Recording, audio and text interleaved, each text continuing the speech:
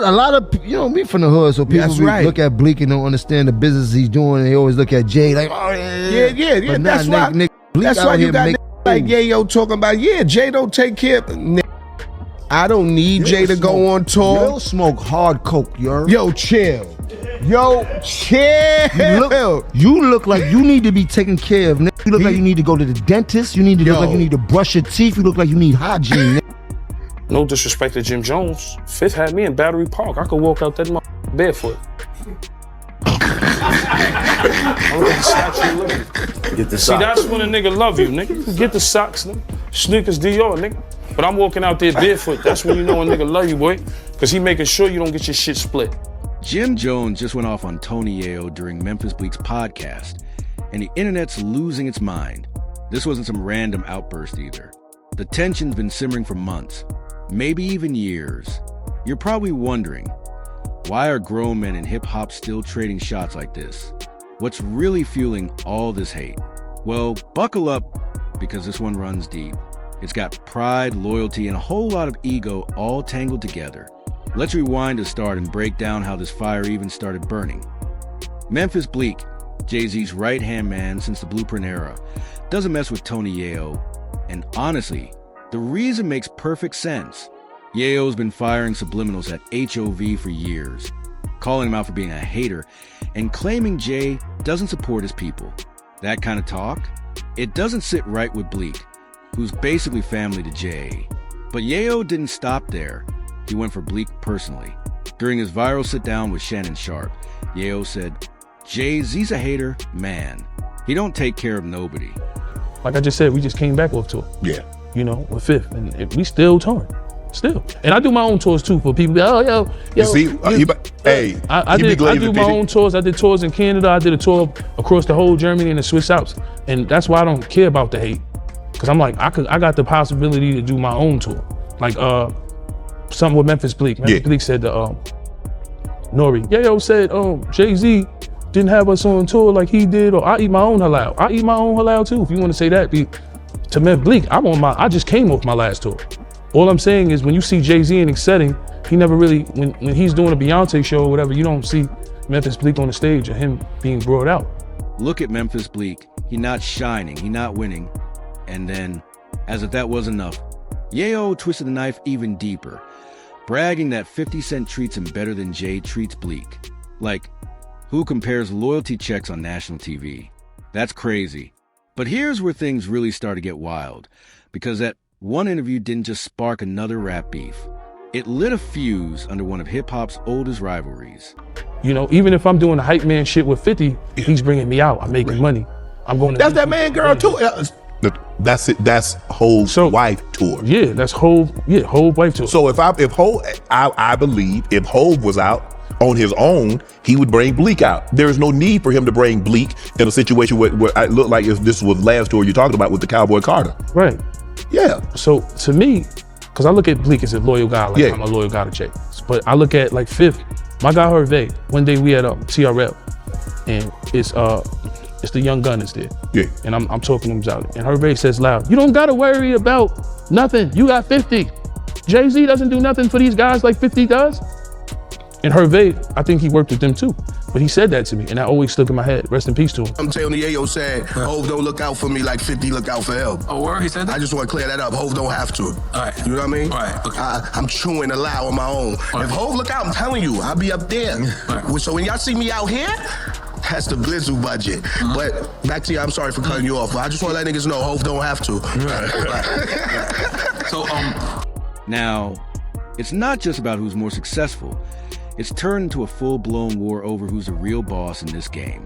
Tony Yayo's out here saying, 50's loyal, 50 looks out for me. And that's exactly where things started heating up.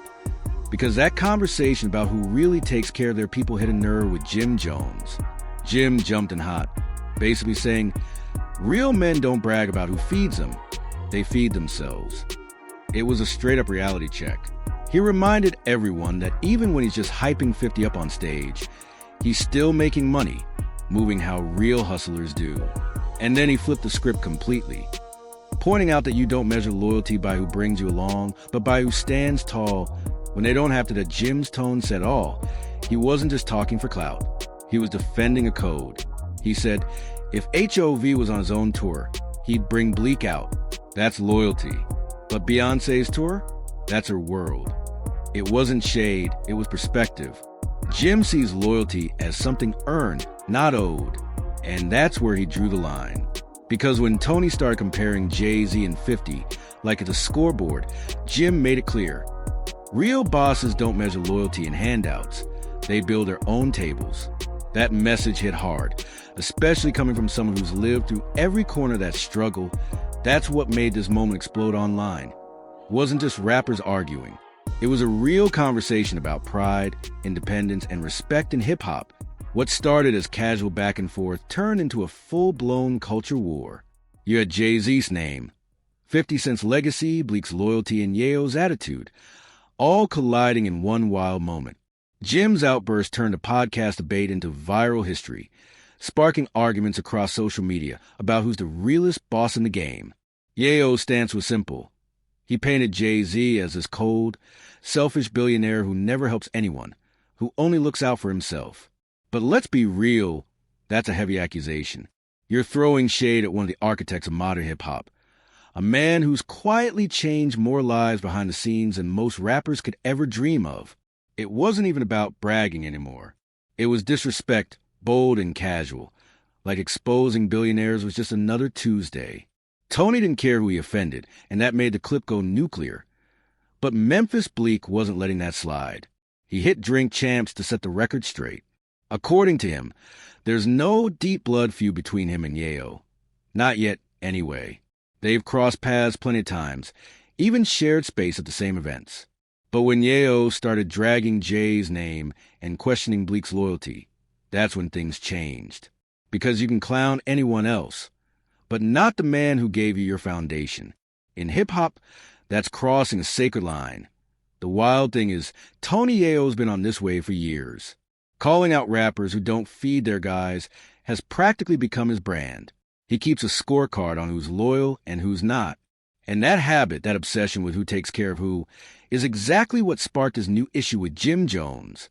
Crazy, right? After all these years, Dipset and G-Unit drama found its way back to the surface. You'd think the 2000s beef was long buried, but Yayo just resurrected it with one interview. Everyone remembers that old G-Unit versus Dipset rivalry. 50 Cent and Cameron trading insults, Jim Jones caught in the middle, the entire New York rap scene on fire. Most fans thought that chapter was closed. But nope, Yayo brought that smoke right back. And then he took it to a darker place. On Math Hoffa's podcast, he accused Jim of not taking care of Stack bundles, saying that if Jim really looked out for him, maybe Stack would have made it out alive. That's not just a diss, that's a dagger. For those who don't know, Stack Bundles wasn't just another rapper. He was signed to Jim's Bird Gang label, a raw, rising star straight out of Queens. He had the talent, the hunger, the spark. But when tragedy struck and Stack was killed in his own neighborhood, whispers started, blaming Jim for not doing more. Some fans still say Jim left him behind when success hit, but life in the streets isn't that black and white. Jim's defended himself for years, saying he did try to help. He even took Stack on tour, tried to push him into the spotlight. But you can't save someone who won't leave the block. Jim's explained it before. He offered Stack, Max B, and Mel Matrix Brownstones in Jersey a real chance to start over. But none of them wanted to leave the hood. I wasn't about to waste my money, he said. I offered it. I tried. And that's what cuts the deepest, because it shows that sometimes loyalty and survival don't mix. You can open doors, but you can't force people to walk through them. Now, hearing Yayo twist that story into a diss, that's what pushed Jim over the edge. He turned an old wound into a weapon. What started as a debate about loyalty became something personal, a reminder of loss, pain, and guilt. And that's why this moment blew up beyond hip-hop gossip. It's about how the past never really stays buried. The ghosts of the old G-Unit and Dipset war are back, and this time, they're haunting the legends who thought they'd outgrown it. Man, this part right here, it's where everything hits the fan. Jim starts opening up like never before, talking about how he tried to pull Stack Bundles out of the streets. But the man just wouldn't budge. Jim said he offered him a home in Jersey, told him straight up, you can go back to hood anytime you want, but you can be living good, rent-free, away from all that chaos. He wanted Stack, Max B, and Melly to all leave that life behind, but they didn't listen. And in the end, tragedy hit exactly the way Jim feared it would. Jim went on to say he gave those guys everything. Cars, tours, jets, money, even entire weekends where they blew through hundreds of thousands. He wasn't just trying to be a boss. He was trying to be a big brother. But as he said, I can't protect people who don't want to be protected. And that's when the conversation took a deeper turn. Because that story, it's not just about fame and loyalty. It's about watching people you love fall victim to the same streets you escaped from. That's exactly what makes the whole situation with Stack Bundle so emotional. Jim says he opened every door, gave him every chance, and still, Stack wanted to stay close to the block.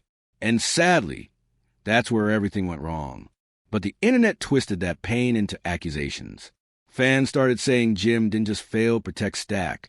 They claimed he used him, that he took Stack's entire style, his swagger, his fashion sense, even his flow, and built his own image around it.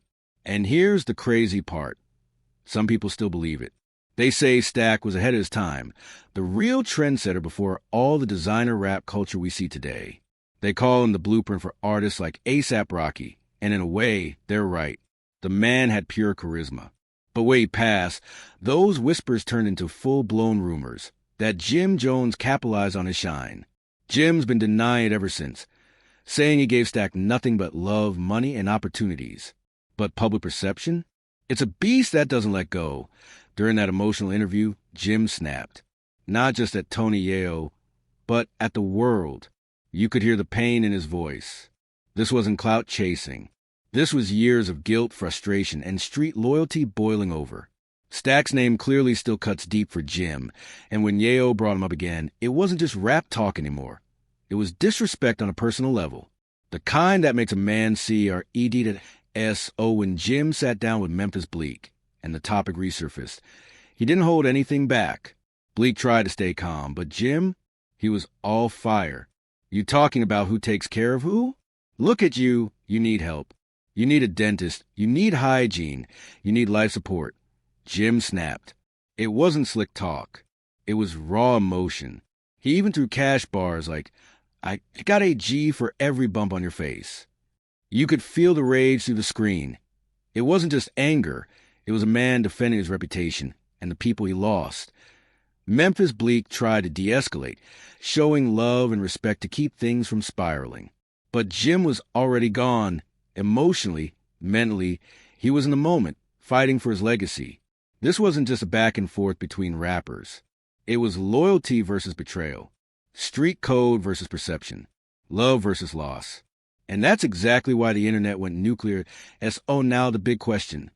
Where do you stand? Are you riding with Jim Jones and his truth? Or do you think Tony Yayo's got a point? Drop your thoughts in the comments, because this one's got the whole hip-hop world divided.